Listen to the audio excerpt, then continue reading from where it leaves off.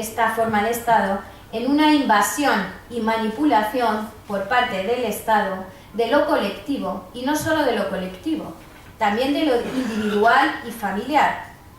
La manipulación realmente no es por parte del Estado, de la autonomía de turno o del ayuntamiento de turno, es por parte de los partidos políticos, y ni siquiera de los partidos políticos, lo es por parte de quienes controlan los partidos políticos. Esta invasión es consecuencia de una grave confusión. De afirmar que el poder descansa en el pueblo, se pasa a la conclusión de que no debemos poner límites a ese poder del pueblo. Y esto es una confusión.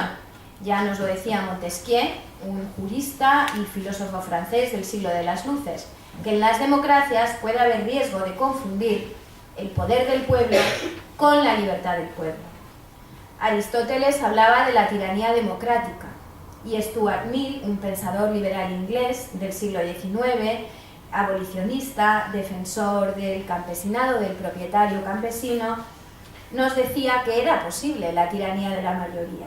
Luego, no caigamos en esta confusión, porque desde esta confusión es fácil caer a su vez en el positivismo, la pérdida del valor del derecho. El derecho no está inscrito en la naturaleza de las cosas, es fruto de la mera voluntad, de la mera opinión, y en concreto no es más que la ley que elabora el poder del Estado, impotente para contener a su autor. El derecho, las leyes se tornan cambiantes según los intereses, las pasiones del momento, y entramos en lo que podemos calificar, y tenemos ejemplos múltiples en nuestro país con leyes de los últimos años, en el delirio legislativo, en el delirio y la arbitrariedad legislativa. Me gustaría fijarme en el testimonio y la obra de Radbruch. Radbruch era un profesor universitario de Derecho en la Alemania de Weimar, fue ministro del régimen de Weimar en los años 20 en Alemania. Allí era positivista, como lo eran la generalidad de los profesores en esa época, ayudó a montar un régimen positivista como lo era el de Weimar, y una vez montado asistió impotente a la llegada del nazismo al poder por métodos supuestamente democráticos, y más aún asistió también impotente a cómo desde el poder se cometían las mayores crueldades e injusticias imaginables que todos conocemos. Y ahí evoluciona, vista esta experiencia, desde el positivismo al justnaturalismo, a creer en el derecho natural. Y nos lo explica en una primera toma de posición, le llama, luego del desastre de 1945, es una obra suya, en la que nos interpela de un modo muy actual, y que este párrafo sí no me resisto a leerlo, creo que no llevará demasiado tiempo. Nos decía Radbruch: una orden es una orden, tal cosa vale para los soldados. La ley es la ley, dice el jurista. Mientras que para el soldado el deber y el derecho cesan de requerir obediencia cuando él sabe que la orden persigue un crimen o una falta, no conoce el jurista, desde que hace unos 100 años se extinguieron los últimos justnaturalistas entre los juristas, ninguna excepción respecto de la validez de la ley y la obediencia de los sometidos a la ley. La ley vale porque es ley, y es ley cuando ella, en la generalidad de los casos, tiene el poder de imponerse. Esta concepción de la ley y su validez, que nosotros llamamos, dice Radbruch, doctrina positivista, ha vuelto tanto a los juristas como a los pueblos indefensos contra las leyes, por más arbitrarias, crueles y criminales que ellas sean. Equipara, en última instancia, el derecho al poder. Solo donde se halla el poder existe el derecho.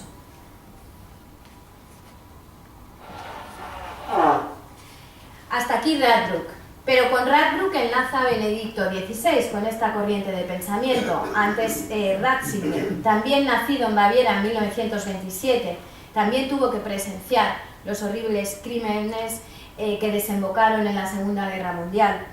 y es conocido cómo Benedicto XVI nos interpelaba acerca del peligro que suponía que el creciente relativismo de la Europa occidental de finales del siglo XX, principios ahora del siglo XXI, nos termine conduciendo a una nueva forma de totalitarismo. Y Benedicto XVI nos urgía a abrir un diálogo entre la fe y la razón acerca de los fundamentos o presupuestos prepolíticos del Estado democrático, nos decía. Lo dijo, por ejemplo, de manera muy simbólica en el Parlamento Federal Alemán en 2011. Varios diputados abandonaron la sala porque consideraban que ese llamamiento al derecho natural en una visita al Parlamento Federal suponía una vulneración, decían, de la confesionalidad del Estado. Pero, a pesar de eso, muchos líderes políticos occidentales acogieron favorablemente estos llamamientos, o eso dijeron públicamente de Benedicto XVI. No todo eran diputados que abandonaban el Parlamento. Por ejemplo, el presidente de los Estados Unidos de América, cuando lo visitó, el señor Bush, o, por ejemplo, la canciller alemana misma, Merkel, o el primer ministro británico Cameron, o el presidente de la República Francesa Sarkozy. Hubo de todo en estos llamamientos de Benedicto XVI. Pero la verdad es que, aun con ciertas palabras positivas por parte de algunos líderes políticos, lo que impera hoy es una visión laicista con arreglo a la cual lo que tenemos que tener en el espacio común, por mor supuestamente de la libertad religiosa, es una total asepsia. Todo lo religioso, incluidos los valores morales, los valores públicos que puedan tener alguna conexión con lo religioso, deben salir del espacio público. Esto es la tesis que hoy en día impera. Y esta tesis termina volviéndose en contra del porqué de la libertad religiosa, del porqué de su fundamento, que no es sino mantener el pluralismo en la sociedad. ¿Qué ocurre? Que estamos confundiendo los dos planos que antes he comentado, que autores como Maritain nos piden que distingamos. Hemos confundido el poder estatal, el poder público, con la sociedad o el cuerpo político. Y es Maritain, precisamente, el que nos dice que los estados totalitarios o los democráticos, que conservan tics totalitarios a pesar de ello, recluyen la religión a la esfera privada. Se niegan al diálogo de la Iglesia con el cuerpo político. En suma, a cualquier influencia de lo religioso sobre lo terrenal.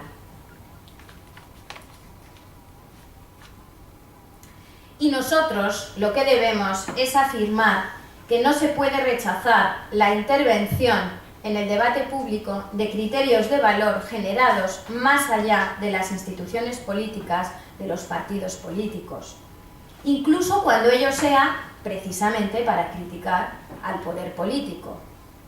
Y no podemos hacerlo, en ningún caso, solo por su posible conexión o por su conexión con una determinada confesión religiosa.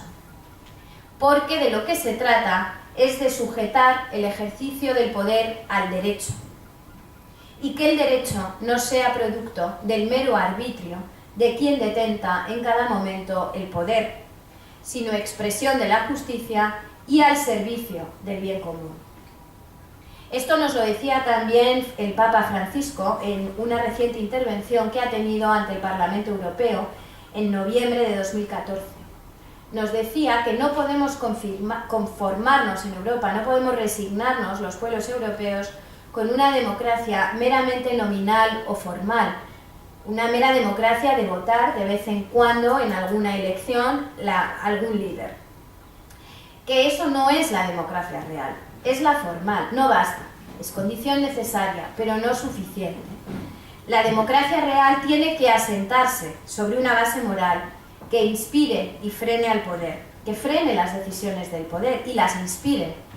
Y esta base moral solo puede pasar por el respeto a la dignidad inviolable de la persona, a los derechos y deberes que le son inherentes, por el servicio al bien común. Porque la democracia no puede descansar en una mera suma aritmética de sufragios. Una verdadera democracia no puede cerrarse a la argumentación y al razonamiento. No puede dejar de interrogarse por las bases éticas del derecho. No puede tener miedo al diálogo con las grandes corrientes filosóficas y religiosas que han existido a lo largo de la historia de la humanidad y que llevan siglos, muchos siglos, interpelándose acerca no solo de Dios, sino del hombre y de la sociedad misma. Y yo concluyo diciéndoles que es por tanto nuestro deber estar presentes en el foro, en la plaza pública. Esto es lo que hace la Asociación Católica de Propagandistas, este es su carisma específico, desde que la funda hace más de 100 años el padre Ayala y el siervo de Dios Herrera Oria. Y es lo que hoy sigue haciendo la Asociación Católica de Propagandistas, lo que hace Nuria y lo que hace en estas jornadas, lo que hace Juan Camaño, director de las jornadas, lo que estamos haciendo aquí, estar presentes en el foro, en la plaza pública. Benedicto XVI nos hablaba del diálogo entre católicos y no creyentes. Él mismo fue un ejemplo de este diálogo. Son conocidos sus distintos diálogos, en particular el que mantuvo con el filósofo no creyente Habermas. El Papa Francisco nos interpela a salir a las periferias, a los cruces de caminos.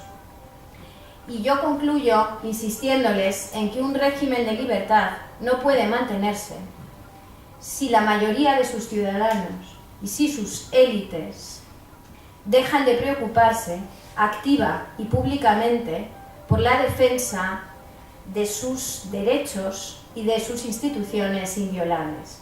Muchas gracias.